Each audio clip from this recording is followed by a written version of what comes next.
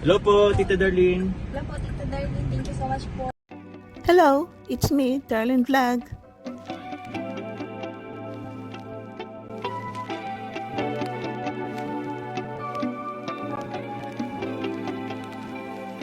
May kasabihan, pag may tiyaga, may nilaga. Totoo po yan sa ating buhay na tayong tao, pag tayo nagsumika, mayroon tayong kakainin.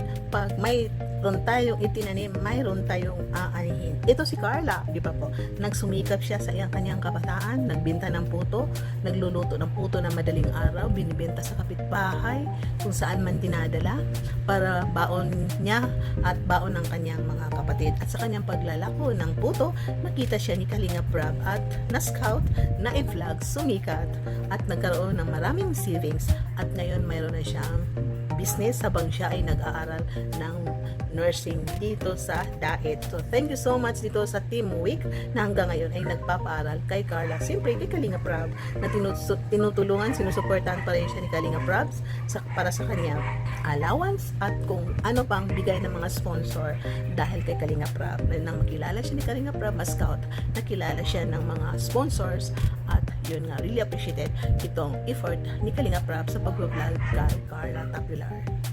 So yun nga po, ng Thursday nag-live si Carla, in-announce niya, yung ilang araw niya sinabi na meron siyang announcement, in-announce na niya na meron na siyang business, at siyempre anong business siya? Bus, Lipton, Bash, Lipton na ang title na Bosch. Kita natin, ang spelling kasi double B-E-S, tatlong H, Buzz, parang gano'n. So, tinanong siya ni Kalinga Ayan, bakit Bash ang pangalan ng business mo?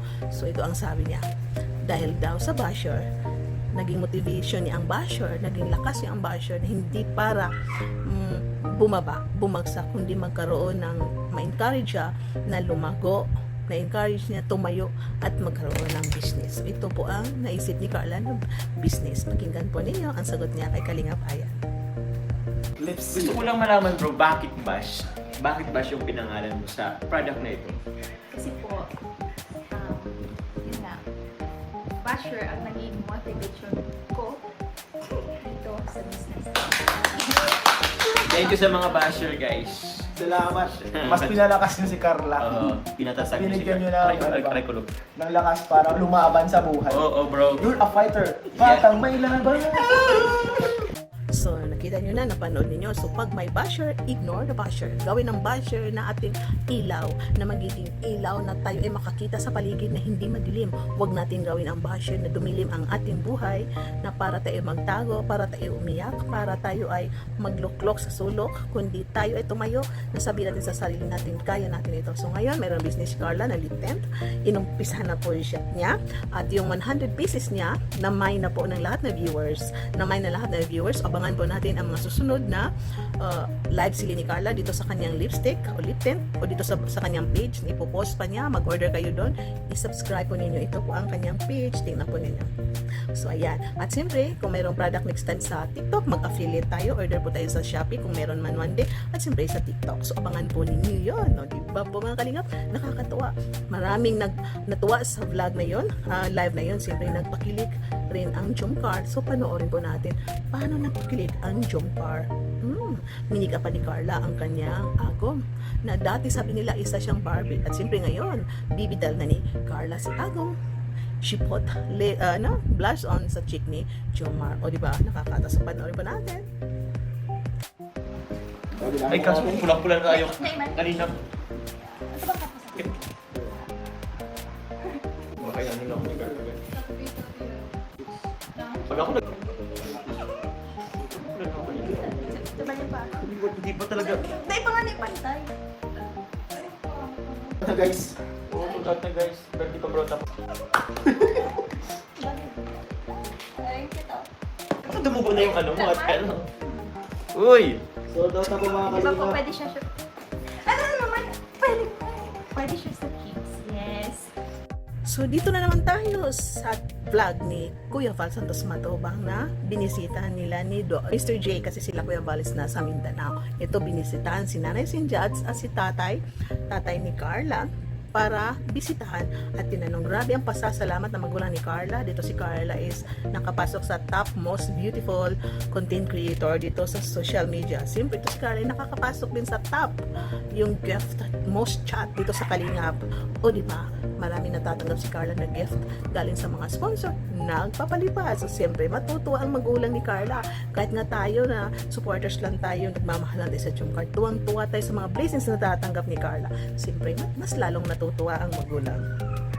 Yun nga advice si Nanay Cynthia, sana lumakop ang kanyang channel, marami siyang matulungan ng mga kabataan, makabigyan ng school supply. Kung naalala po yun sa last natin ay reaction ito si Carla nung anniversary ni Dara, may bata siya nakita, inabutan niya ng pera, no? Di na nakita niya doon, inabutan niya ng pera. So di natin magpapakitaan siya, marami kayo nakapanood na ito si Carla, kahit hindi siya nagblablag, kung may lumalapit na humingi ng tulong, binibigyan niya po. So yun nga po mga kalingap, no, ito pala si Carla, no, pag nakauwi daw ng tarong, hindi yan nalayas, nasa bahay lang siya. Minsan daw may magpapapicture, hinahanap siya, sabihin daw na wala siya, pero siyempre alam nila nandyan lang, pero tinatanong saan, pero no, nasa bahay lang, kakain lang daw, lalabas, para kumain, babalik sa kwarto, banding sa mga kapatid, nasa silid lang sa loob lang ng silid niya, tapos hindi siya nalaya sa kapitbahay, no? Parang ito si Carla is, ano pa rin siya, Pilipina, dalagang Pilipina na yung bahay, babaeng nasa bahay lang, hindi siya gumagala, na kasi iba minsan ng mga dalaga, punta sa mga kapitbahay, namamasyal sa mga kaibigan, pag galing sa city, uwi sa barangay, punta sa mga kaibigan dahil namimiss sa mga kaibigan. Iba pala to si Carla, mga kalingap. So yun nga mga kalingap, no, ito ang mga kapatid niya na baka daw, no, pag makabahay na si Carla, doon na mag-aaral yung mga kapatid niya. At nakakatuwa, no, dahil ito nga magulang niya, mayroon na silang babuyan, bakahan. So minsan, yung anak ko naman po, kahit pa paano po, may mga naipundar na po, may baboy naman po yan, may ano po, may makabili man po ng baka, yun man po pinapalagaan sa lula niya, sa soro po. Tapos po yun nga kung nabiling lupa po dyan sa Alawihaw. Sabi niya po ngayon nagsisimula at pinapabakudan niya na. Tapos sabi niya po sa sunod na ano po, siguro po nagsahod na sa YouTube siya. Papagawa na daw po ng bahay para di na daw po siya maglupa. Para malapit na daw po. Tapos minsan po yung mga kapatid niya. Siguro po may balak din siyang kalipat ng mga kapatid niya sa dait. Kasi po dito pag nag-high school na mga kapatid niya po, malayo na kami. Malayo na po kami sa ano. Pag wala po ng sasakyan, malakad umaga hapon. Ganyan po ang mga estudyante. nakakatuwa po dahil ito si Carla is ginagamit niya ang kanyang naipon dito sa tamang plano na negosyo. Siyempre pag baboyan, mga anak yan, pera na yan, baka. At yun nga po, ang tatay niya is hanggang ngayon is mangingisda pa rin, tumutulong pa rin ang nanay siya sa pag-aalaga ng mga anak dyan sa bahay. So siyempre siguro sa baboyan. So makita natin kay Carla, no, kaya siya nakapasok sa top most charity vlogger, beautiful charity vlogger, kasi hindi lang ata sa yung sa pag-vlog, nakita ng Pinoy history itong sa buhay ni Carla. Alam po natin na ito, sila ay nanonood sa vlog ni Carla, nanonood sila sa buhay ni Carla, kay Val, kay Kalinga Parat, siyempre sa mga charity, sa mga vlog ni Carla.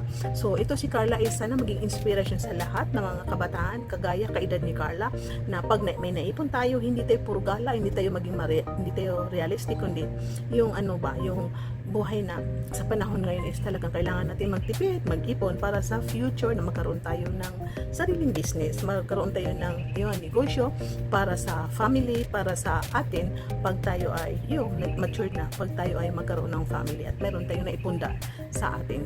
So, salamat po. Sana po nagustuhan niyo yung video. Paki-like po, paki-subscribe. Hindi pa nakasubscribe dyan.